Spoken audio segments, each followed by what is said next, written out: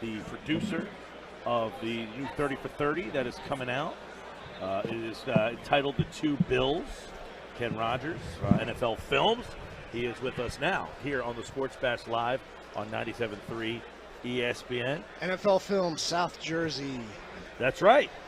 Right in our backyard. That's right. A lot of Eagles fans migrating here. Have you heard any yet?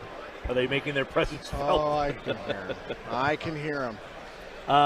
So highly anticipated 30 for 30, as many of them are, is coming up. About the great Bill Belichick that I think all of South Jersey is going to really want to watch tonight. Not to mention you throw Parcells in there, who kicked us around for years. That's too. right. Know thy enemy. Yes, that's right. What I would say about tonight. And stick it in the. So the trailer that you see, the two guys, like how you get these guys in the same room. Yeah. What was the process there? Like, was this an easy thing, or was it just like? Yeah. I mean, you asked that like these guys are tough to get participation from. The way that the crescendo comes up is as if these two guys don't speak, don't like each other, don't want anything to do with each other. Well, that was certainly the case for a long time there. There's 5 years where they didn't speak. There was this big disagreement over the Jets' resignation when Belichick left in '99, and it split them apart. And you really can't have a disagreement with that like that where you don't talk to each other unless there's a lot of respect and love in the first place. Because if they didn't like each other and it was over, they just wouldn't talk ever again. Like, who cares about that guy? There was only great disappointment because there was great love in the first place. So it's actually a big deal to get these two together because it's only the second time it's ever been done. They've sat down for the media one other time, and it was for the Bill Belichick show in 1991 when Belichick was the coach of the Cleveland Browns, and we include it in this film. And it's so funny because it's 1991. And you see them both just after, the 1990 Super Bowl 25 victory. So they're both sort of on top of the world. And they have no idea what's coming in their lives. Belichick has no idea what's about to come, with the Browns or otherwise in his life. And Parcells is in television, so he's visiting as a television broadcaster the Browns facility, and they do this little interview together, and it's cheesy. It's 1991, so it's cheesy. And it turns out they're sitting in the exact same way that we had them sit in our interview. It's groundbreaking to just have them together. Yeah. Now, when was the last time they had been? This is it. That's it. 2 times in their career they've sat down in front of the camera. But I mean, have they interacted in the interim here?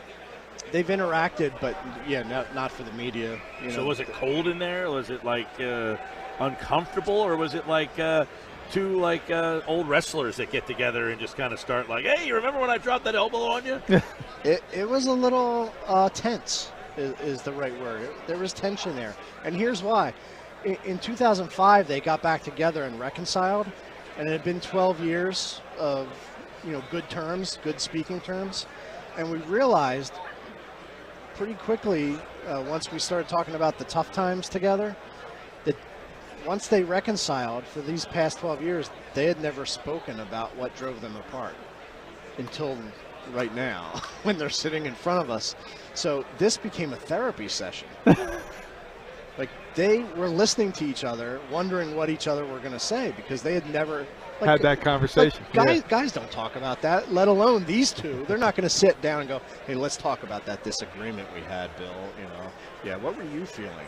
I felt that you hurt me, and I felt a little disrespected. But they didn't have that conversation, obviously. Well, Belichick. So then I asked that question, and they were both looking at me like, oh, here we go.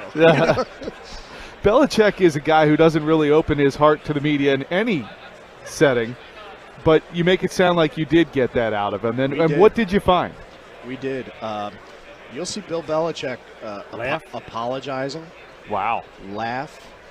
We show the footage of him crying from Giant Stadium that I recorded back in 2009, when he thinks back to his time with the Giants and Bill Parcells. He thanks pretty strongly Bill Parcells for making him the coach he is today. And there's emotion there that you really would not believe if you just saw Bill Belichick in his press conferences. And you can kind of understand. I mean, look, I'm from South Jersey. I grew up watching the Eagles my entire life, but you can watch the Parcells Belichick way of coaching, and it rings pretty familiar. It rings pretty true. There's just a way about it that feels familiar to me. There's not a lot of sensitivity allowed. Parcells was tough on Belichick. Belichick's tough on people around him. Mm-hmm. And it's not meant to be mean. It's just the way they are. That's the way they were brought up. Was there any moment in there where you were, you're directing and producing this thing? Was there a moment where you were like, I can't believe this just came out? Yeah, the 3 hours, probably all 3 hours. I just couldn't believe it was happening the whole time. The biggest thing. Was it hard to get them to agree to sit down together? Like, did that take a while? Like, it actually took no time. I asked them, and they said yes. Without hesitation. Without hesitation. But then it took 3 years to schedule. So you go figure. Yeah.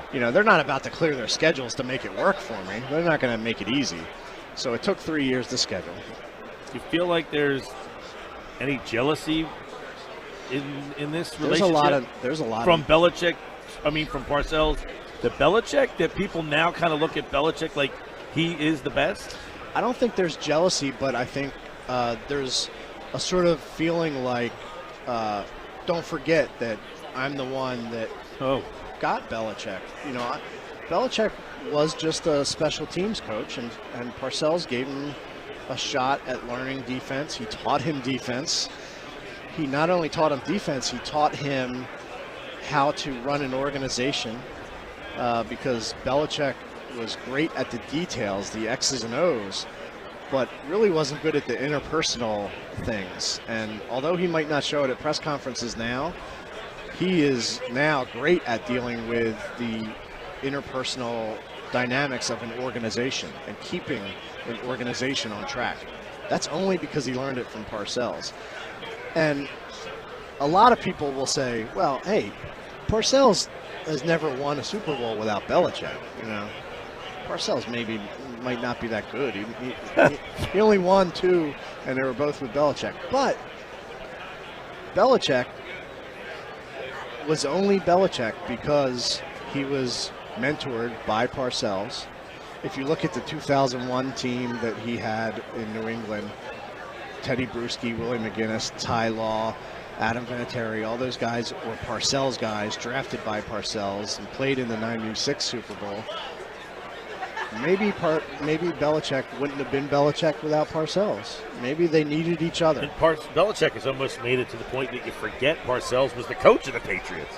Which is a credit to Belichick, but I think this film will remind people that everybody, even Bill Belichick, has teachers, has mentors, has people who got them to where they are. So you're coming up with this idea, right, for this 30 for 30, and you say, let's do this, and it starts coming together in the vision you had before you actually did it.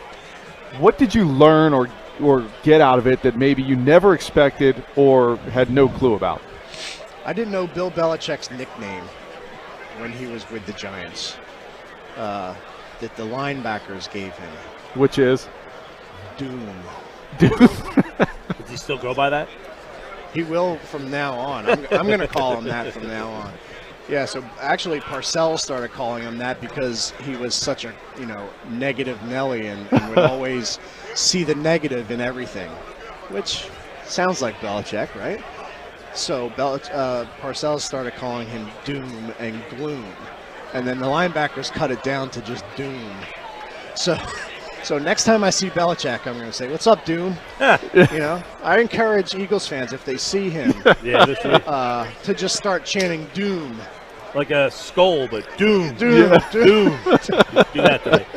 The 2 Bills, ESPN at 9 o'clock. It's the latest 30 for 30. Ken Rodgers directed and produced. This is your third one, right? Third one that NFL Films has produced. Third one I've directed, and we plan to do more. They're all great. Yeah. We appreciate you stopping by. It's been really cool. I appreciate you having me. Thanks so much.